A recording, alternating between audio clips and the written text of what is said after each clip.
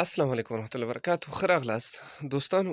لطیفه مو موږ سره د لټریچر او د انګلیسي ادب یو حصه ده. نو راځئ نن یو لطیفه واورئ. وی A farmer brought a letter to Nasiruddin. A farmer یو بزګر یو زمیدار brought a letter یو خط راوړه to Nasiruddin نصیرالدین ته یعنی مولا نصیرالدین ته یو خط راوړه and requested him او ریکویسټ یې وکړه هغه ته یعنی هغه نه التماس او التجا وکړله درخواست یې ورته وکړه to read it for him چې دا ورته ولولي.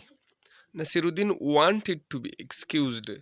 نصیرالدین معذرت وغوښتلو saying په دې الفاظو سره چې دای وویل that he could not do so چې زه خو داسې نشم کولی because he was illiterate ځکه چې هغه یعنی نصیرالدین بې تعلیمه و.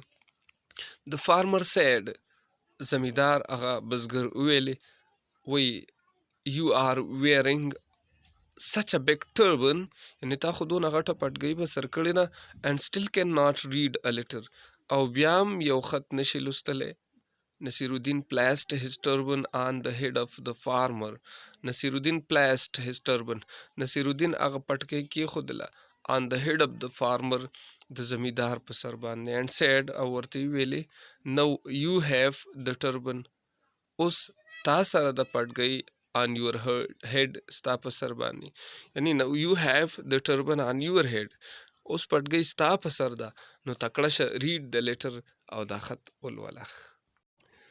دوستانو که ستاسو لطیفه خوښه شوې وي زموږ ویډیو ضرور لایک کړئ او موږ ته خپله رایه راکړئ چې آیا مونږه داسې لطیفې هم تاسو سره شریکو او که نه او آیا د دې نه زده کړه کولی شئ که نه.